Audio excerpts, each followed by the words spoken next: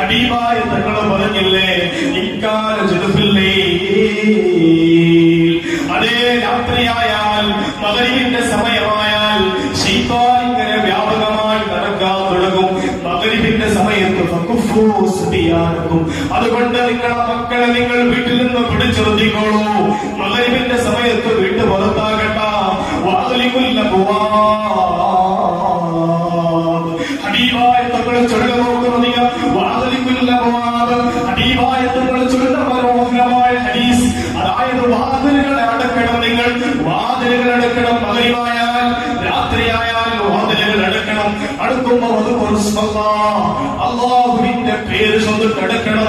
അല്ലാഹുവിന്റെ പേര് ചൊല്ലിട്ട് അടക്കണം. ഉമ്മമാരെല്ലാവരും വാതിലടക്കാറുണ്ട്.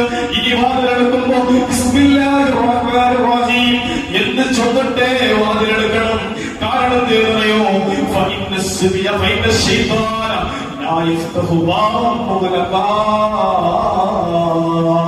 അടക്കപ്പെട്ട വാതിൽ തുറക്കാൻ ശൈത്താനിന് കഴിയില്ല.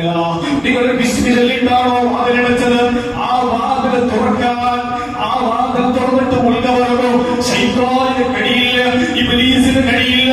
അതുകൊണ്ട് നിങ്ങൾ എന്താക്കണേ, വാതിലടക്കുമ്പോ ബിസ്മി ചൊല്ലിട്ട് വാതിലടക്കണേ. എന്റെ ചെറുപ്പക്കാരാ, നീ കളിക്കാൻ പോകുന്നവരാണ്. മഗ്‌രിബിന്റെ സമയത്ത് വാങ്ങ് കൊടുക്കുമ്പോ നിനക്ക് എങ്ങനെയാണ് കളിക്കാൻ മനസ്സ് വരിക? ഒന്ന് പെട്ടെന്ന് 5 മിനിറ്റ് കൊണ്ട് നിർത്തി ഒന്നുകൂടെ ചെറുപ്പക്കാരാ കളിക്കണ്ട. ഞാൻ ആരെയും ആക്ഷേപിക്കുന്നില്ല, കളിക്കണം, ആരോഗ്യത്തിന് നല്ലതാണ്. പക്ഷേ പെട്ടെന്നൊന്ന് നിർത്തി വന്നുകൂടെ ചെറുപ്പക്കാരാ? കാരണം എന്തേറിയോ, രാത്രിയാകുമ്പോഴാണ് ശൈത്താന് ഇഷ്ടമുള്ള സമയം. പകൽ സമയം ഇഷ്ടമില്ല. മനുഷ്യരല്ലാത്ത മറ്റെല്ലാ ജീവികളും മഗ്‌രിബിന്റെ മുമ്പ് വന്ന് കൂടാറില്ലേ? പശുക്കൾ കൂടൂലേ, ആടുകൾ കൂടൂലേ, പക്ഷികൾ കൂടൂലേ? രാവിലെ വൈകുന്നേരം 4 മണിക്കടിച്ചിട്ട് അതിന്റെ ഭക്ഷണങ്ങളൊക്കെ ഉണ്ടാക്കിയിട്ട് മഗ്‌രിബിന്റെ മുമ്പ് വന്നിട്ട് വീട്ടിൽ കൂടുന്നവരാണ് പക്ഷികൾ. ഏതെങ്കിലും ഒരു പക്ഷിയെ രാത്രി സമയത്ത് കണ്ടിട്ടുണ്ടോ? രാത്രി സമയത്ത് പറക്കുന്നതായിട്ട് കണ്ടിട്ടുണ്ടോ? എന്റെ ചെറുപ്പക്കാരാ, അത്ര പോലും ബുദ്ധിയില്ലാതെയായോ നമുക്ക്? അത്ര പോലും ബുദ്ധിയില്ലാതെയായോ നമുക്ക്? ജീവികളെ പോലും അത്ര പോലും ബുദ്ധിയില്ലേ ചെറുപ്പക്കാരാ? രാവിലെ എഴുന്നേറ്റുകൊണ്ടെന്ന് 5:20 സുബ്ഹി നിസ്കാരം, 5:20 സുബ്ഹി നിസ്കാരം. ഒരു 5 മണിക്ക് എഴുന്നേക്കാൻ കഴിയുന്നില്ലെങ്കിൽ പിന്നെ നീയന്ത് മുമ്പിന് നോക്കൂ നിങ്ങൾ. പണ്ട്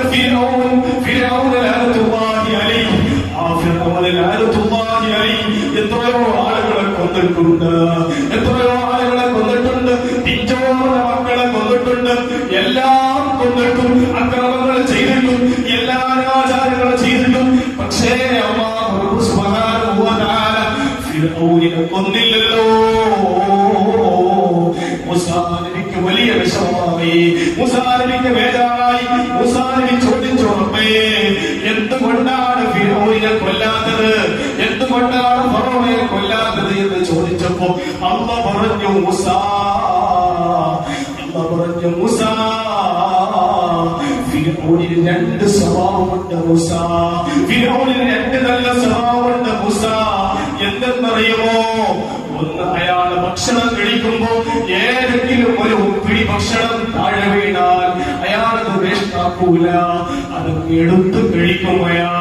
അയാളെടുത്ത് കഴിക്കും, വേസ്റ്റാക്കൂല. അതുകൊണ്ടാണ് അയാൾക്ക് ബറക്കത്ത് കൊടുത്തത്, ആയുസ് നീട്ടി കൊടുക്കാറുള്ള കാരണം എന്തറിയോ മൂസാ? അതെ, അയാൾ 4 മണിക്ക് എഴുന്നേൽക്കുന്ന ആളാണ്. ഫിർഔന് ശപിക്കപ്പെട്ടവനല്ലയോ?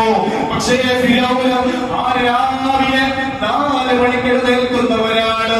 ഈ വിഷയം ആർക്ക് കിട്ടിയപ്പോ?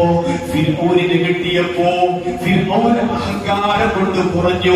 എന്നാൽ നോക്കട്ടെ, നോക്കട്ടെ എന്ന് പറഞ്ഞിട്ട് അന്നത്തെ ദിവസം അവൻ 4 മണിക്കടിക്കാതെ സൂര്യൻ ഉദിക്കുന്നത് വരെ കിടന്നുറങ്ങി. അന്നത്തെ ദിവസമാണ് അല്ലാഹു തആല ഫിർഔനെ മുക്കിക്കൊന്നത്. അന്നത്തെ ദിവസമാണ് ഫിർഔനെ മുക്കിക്കൊന്നത്. അതുകൊണ്ട് സഹോദരാ, ആയുസ്സിൽ ബറക്കത്ത് വേണോ? ഒന്ന് സുബ്ഹിക്ക് എഴുന്നേറ്റുകൊണ്ട് സന്തോഷത്തോടെ ജമാഅത്തിന്റെ അല്ലാഹു നിനക്ക് കൈ തന്നിട്ടുണ്ട്, കാല് തന്നിട്ടുണ്ട്, വണ്ടികൾ തന്നിട്ടുണ്ട്, എല്ലാ സൗകര്യങ്ങളും തന്നിട്ടുണ്ട്, നിഅമത്തുകൾ തന്നിട്ടുണ്ട്. കണ്ണ് കാണാത്ത സ്വഹാബിയെ പോലും റസൂലുള്ളാഹി വെറുതെ വിട്ടില്ല. ബാങ്ക് കേൾക്കുന്നുണ്ടോ? നീ കണ്ണ് കാണുന്നില്ലെങ്കിൽ ജമാഅത്തിന് വരണമെന്ന് പറഞ്ഞ മുത്തുനബി സല്ലല്ലാഹു അലൈഹി വസല്ലം. ഓർക്കൂ നിങ്ങൾ, രാവിലെ വന്നുക, ആ രാവിലെ നടത്തം, രാവിലത്തെ കാറ്റ് നിന്റെ ശരീരത്തിന് വല്ലാത്ത ആരോഗ്യം തരുന്ന മന്ദമാരുതമാണ്. രാവിലത്തെ കാറ്റ് നിന്റെ ശരീരത്തിലേക്ക് നല്ല വ്യായാമം കിട്ടും. വരുമ്പോ നിനക്ക് ഒരുപാട് സലാത്തുകൾ ചൊല്ലി വരാലോ, പോകുമ്പോ നിനക്ക് ചൊല്ലിപ്പോകാലോ. അതുകൊണ്ട് സഹോദര, നിങ്ങൾക്കൊക്കെ രാത്രി അമൽ ചെയ്യാറുള്ള കഴിവ് നിങ്ങൾക്കില്ല. കാരണം രാവിലെ മുതൽ വൈകുന്നേരം വരെ ജോലി ചെയ്തിട്ട്